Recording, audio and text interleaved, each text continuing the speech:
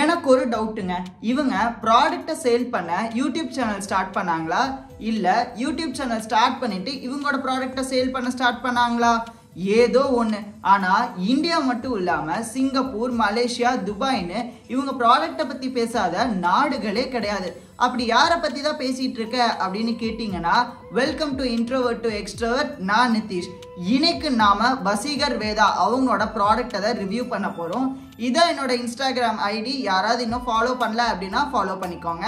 இவங்களோட சேனலை நான் ரீசெண்ட் டேஸ்ல தான் பார்க்க ஆரம்பிச்சேன். இருக்கலையே பெரிய விஷயம் என்னன்னா, இவங்களோட ப்ராடக்டை மட்டும் சேல் பண்ணாம இவங்களோட கஸ்டமர்ஸுக்கு யூடியூப் அப்படிங்கிற மிகப்பெரிய பிளாட்ஃபார்மை வச்சு எப்படி மார்க்கெட்டிங் பண்ணி அவங்க ஒரு ப்ராடக்டை சேல் பண்ணா அப்படிங்கறதையும் சேர்ந்து கத்து கொடுக்குறாங்க.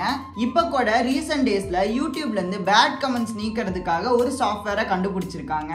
ஒரு சின்ன ப்ராடக்ட்ல ஸ்டார்ட் பண்ணி இப்ப கஸ்டமர்ஸோட டேட்டாவை கலெக்ட் பண்ணி வைக்கிற அளவுக்கு ஒரு டேட்டா சென்டரே வச்சிருக்காங்க. இவங்களோட வீடியோஸ்ல எந்த வார்த்தை வருதோ இல்லையோ 2 வீடியோக்கு ஒருக்கா வச்சு அவுட் ஆஃப் ஸ்டாக் அப்படிங்கிற ஒரு வார்த்தை வந்துடும். அந்த அளவுக்கு இவங்களோட ப்ராடக்ட்லாம் வர வர மூவ் ஆகிட்டே இருக்கும். அதனாலே எனக்கு இவங்களோட ப்ராடக்ட்டை ட்ரை பண்ணி பார்க்கணும் அப்படிங்கிறதுல ஒரு பெரிய ஆசையே இருக்கு. அஃப்கோர்ஸ் அது உங்க மூலியமா நிறைவேறி இருக்கு. நான் ஆர்டரை பிளேஸ் பண்றதுக்கு கூகுள்ல போய் வசீகர் வேதா அப்படின்னு டைப் பண்ண அவங்களோட வெப்சைட் ஷோ ஆச்சு. உடனே நான் வெப்சைட்குள்ள போயிட்டேன். வெப்சைட்குள்ளே போனதுக்கு அப்புறமேட்டு என்ன ஆர்டர் பண்ணுறது அப்படின்னு பார்க்கறதுக்கு முன்னாடி என்னென்ன அவங்க கிட்ட ப்ராடக்ட்ஸ் இருக்குது அப்படிங்கிறத ஃபுல்லாத்தையும் பார்த்தேன்.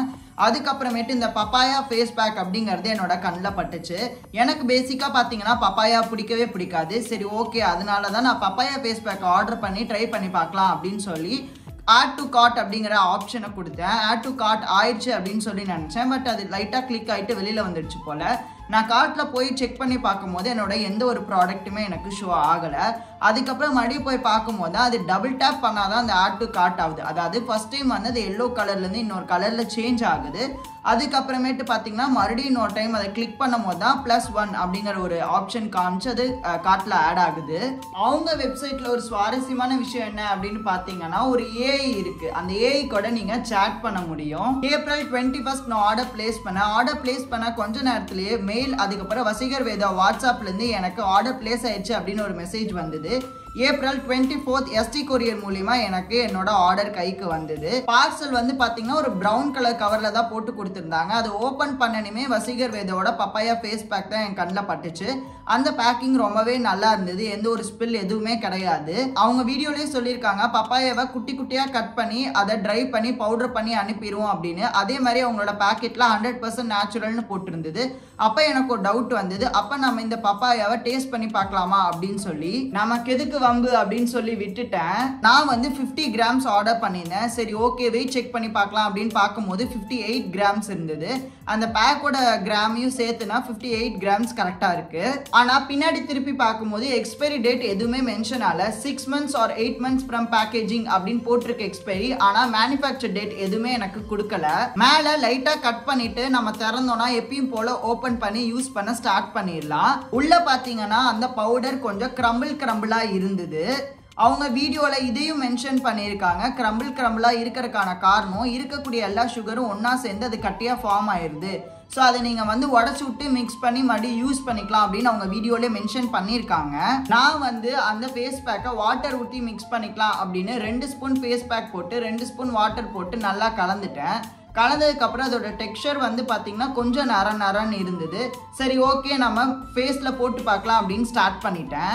ஃபேஸில் போடும் போது எனக்கு அங்கங்கே திட்டாக தான் அப்ளை ஆச்சு. அதாவது ஒரு ஸ்மூத்தாக எனக்கு ஃபுல் இடத்துல அப்ளை ஆகலை.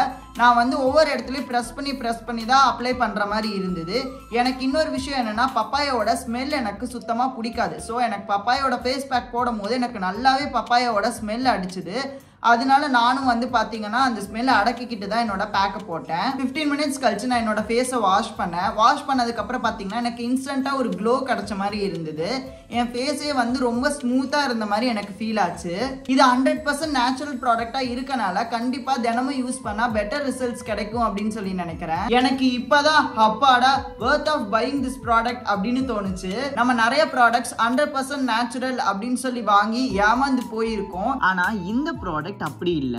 Coming to the end part, இந்த பப்பாயா ஃபேஸ் பேக்கை கொரியர் சார்ஜஸோட சேர்த்து நான் 50 கிராம் வந்து 250 ரூபீஸ்க்கு பர்ச்சேஸ் பண்ணேன். இந்த ப்ராடக்ட்டை பப்பாயா ஃபேஸ் பேக் அப்படின்னு அப்படின்னு இல்லாமல் பப்பாயா பவுடர் அப்படின்னு சேல் பண்ணியிருந்தா எனக்கு இன்னுமே பெட்டராக இருந்திருக்குமோ அப்படின்னு சொல்லி எனக்கு தோணுது.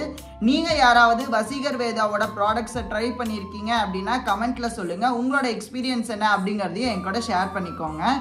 அடுத்த மண்டே 4 PM இதே மாதிரி ஒரு இன்ட்ரெஸ்டிங்கான ப்ராடக்ட், ஒரு இன்ட்ரெஸ்டிங்கான சேனல்லேருந்து உங்களை நான் சந்திக்கிறேன். அது வரைக்கும் பை.